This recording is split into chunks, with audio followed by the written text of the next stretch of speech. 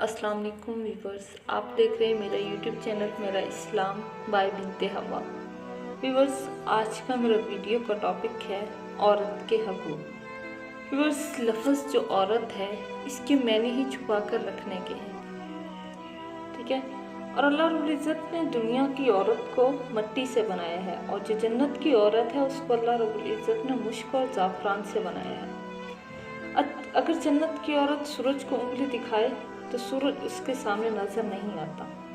वो मुर्दों से बात करे तो मुर्दे जिंदा हो जाते हैं। वो जिंदों को झलक दिखाए तो उनके कलेजे बाहर आ जाते हैं। वो दुपट्टा हवा में लहराए तो सारी कायनात में खुशबू फैल जाती है।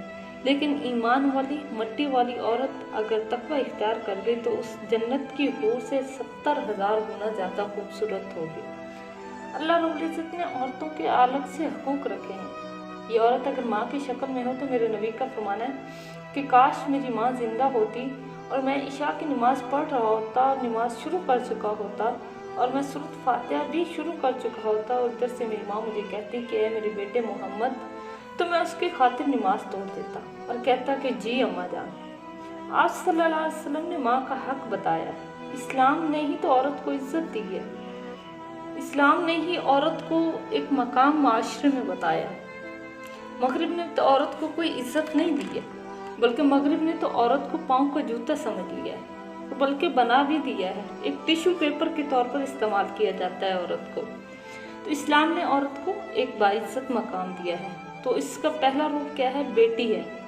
ये बेटी के रूप में आए तो रहमत है। अगर इससे पहले के हालात पर नज़र डालें तो देखिए कि अल्लाह ने हज़रत आदम अलैहिस्सलाम को जब बनाया तो फरिश्ते से कहा कि मिट्टी इकट्ठी करो, फिर उसमें पानी डालने का हुक्म दिया, फिर फरमाया कि इसे इस तरह से बनाओ, मतलब एक तरीक़ाकार बताया कि इस तरह हज़रत आदम का पुतला बनाओ। फिर जब हज़रत आदम अलैहिस्सलाम का पुतला बन गया तो 40 साल तक ये पुतला वैसे ही धूप, ठंड और बारिश में खड़ा रहा। और 40 साल के बाद अल्लाह रब्बुल इज़्ज़त ने इसमें रूह डाली, लिबास पहनाया और जन्नत में भेज दिया। लेकिन जब हज़रत हवा की बारी आई तो अल्लाह रब्बुल इज़्ज़त ने हज़रत आदम अलैहिस्सलाम को सुला दिया और फरिश्तों की आंखों पर पर्दा डाल दिया।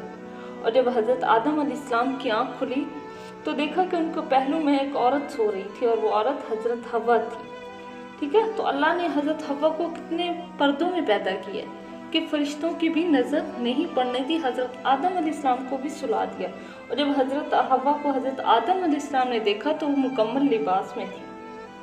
अगर अल्लाह चाहते तो हज़रत हवा को भी हज़रत आदम अलैहिस्सलाम की तरह फरिश्तों से कहकर बनवा सकते थे, लेकिन नहीं, अल्लाह ने शुरू से ही औरत को एक बाइज्जत मकाम दिया है, औरत को बाहया बनाया है। अल्लाह ने औरत को बाएं पसली से पैदा किया, ठीक है, दिल के करीब से पैदा किया।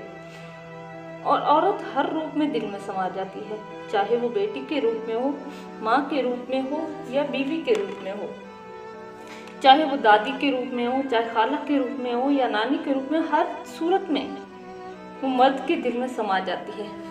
और मर्दों में से सबसे खूबसूरत हज़रत यूसुफ अलैहिस्सलाम थे और औरतों में सबसे खूबसूरत हज़रत हवा थी, ठीक है। और बेटी के बारे में मेरे नबी ने फरमाया कि जिसने 3 बेटियों की शादी कर दी उस पर जन्नत वाजिब हो गई। 10 बेटों की शादी करो तो भी जन्नत वाजिब नहीं है, लेकिन 3 बेटियों की शादी करो तो जन्नत वाजिब हो जाती है। एक सहाबी ने फरमाया कि जिसकी 3 बेटियां ना हों या रसूलल्लाह, तो आप सल्लल्लाहु अलैहि वसल्लम ने फरमाया जिसकी 2 हों तो भी उस पर जन्नत वाजिब है।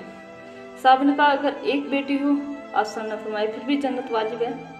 और यहाँ बेटी से बहन भी बन जाती है, भाई आता है। मेरे नबी ने फरमाया कि जिसकी 2 बहनें हों और उन्होंने उसका हक अदा कर दिया, ठीक है। हक अदा करने का मतलब है कि उन्हें विरासत में हिस्सा दिया, उनकी इज्जत का हर जगह पर ख्याल रखा। और कई दफ़ा हम माशरे में देखते चले आए हैं कि भाई बहनों का हक खा जाते हैं, ये उन्हें विरासत में हिस्सा नहीं देते। तो ठीक है, ये ऐसे हराम है बहनों का हक खाना, जैसे चोरी करना, शराब बेचना, इस तरह जैसे ये काम हराम है तो बहनों का हक खाना भी ऐसे ही हराम है। मेरे नबी ने फरमाया कि जिसने बहनों का हक लिया और शादी के बाद भी उनके सर पर हाथ रखा तो उस पर जन्नत वाजिब हो गई। और पहले बेटी फिर बहन और बीवी बन जाती है, ठीक है। मेरे नबी ने बीवी के बारे में इरशाद फरमाया कि बेहतरीन मुसलमान वो है जो बीवी के साथ अच्छा सलूक करे, और फरमाया कि जो ये चाहे मुसलमान कि वो जन्नत में मेरे घर के करीब हो तो उसे चाहिए कि वो क्या करे, वो ये 2 काम करे, एक तो बीवी के साथ अच्छा सलूक करे और दूसरा अच्छे इखलाक से पेश आए। और एक रिवायत में आता है कि आप सल्लम मस्जिद में दाखिल हुए और आप सल्लम के साथ हज़रत उमर थे एक तरफ और दूसरी तरफ हज़रत अबू बकर रज़ी अल्लाह ताला अन्हु थे। तो आप अलैहिस्सलाम ने इन दोनों के हाथ पकड़े, हवा में लहराए और फरमाया कि ये दोनों क़यामत के दिन भी मेरे साथ ऐसे ही उठाए जाएंगे, यानी मैं इनके साथ ऐसे ही उठाया जाऊंगा। और फरमाया कि इस तरफ मेरे अबू बकर होंगे और इस तरफ मेरे हज़रत उमर होंगे। और हज़रत उमर से कहा कि जब तुम्हारा दौर आए तो तुम मेरे बारे में हज़रत अवैस करनी से दुआ भी करवाना। हज़रत उमर रज़ी अल्लाह ताला ने कहा कि या रसूलल्लाह, अवैस करनी से क्यों दुआ करवानी है? असल में फरमाया कि अवैस करनी ने माँ की ऐसी खिदमत की है, वो जब भी दुआ के लिए हाथ उठाता है तो अल्लाह रब्बुल इज़्ज़त उसकी दुआ को रद्द नहीं करते। तो हज़रत उमर रज़ी अल्लाह ताला अन्हु अपने खिलाफत के ज़माना में हज़रत अवैस करनी का पता करवाते रहे, लेकिन जब एक बार हज के मौका पर गए तो पता करवाया हज़रत अवैस करनी का, तो पता चला कि वो कहीं दूर ऊँट चराने गए हैं।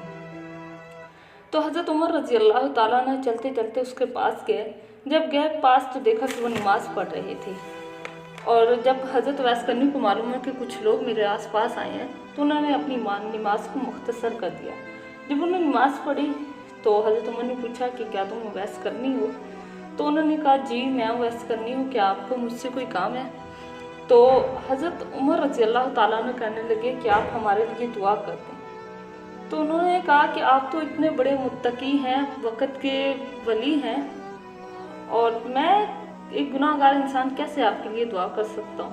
तो उन्होंने कहा कि नबी करीम सल्लल्लाहु अलैहि वसल्लम ने तेरे बारे में फरमाया कि तूने माँ की ऐसी खिदमत की है कि अल्लाह रब्बुल इज़्ज़त तेरी दुआ को कभी रद्द नहीं करते। तो उन्होंने हज़रत अवैस करनी ने दुआ के लिए हाथ उठाए और हज़रत उमर के लिए दुआ की। तो अल्लाह रब्बुल इज़्ज़त ने माँ को, बेटी को, बीवी को कितना एक हक दिया है, कितनी इज्जत दी है। और आज हम जिस माशरे के पीछे भागे जा रहे हैं, हम अमेरिका, लंदन, उन लोगों के तौर तरीके को अपनाना चाहते हैं, लेकिन हम ये नहीं समझते कि उनके रस्म व रिवाज में उनकी तहजीब कितनी गलत है और हमारा माशरा, हम क्यों उनके पीछे भाग रहे हैं। हमारे नबी ने, हमारे इस्लाम ने हमें कितनी इज्जत दी है। तो बस उम्मीद करती हूँ आज की ये वीडियो आपको पसंद आएगी। प्लीज़ मेरी वीडियो को लाइक करें, शेयर करें और सब्सक्राइब करें मेरे चैनल को। मिलते हैं एक नई वीडियो के साथ, कल तक के लिए अल्लाह हाफ़िज़।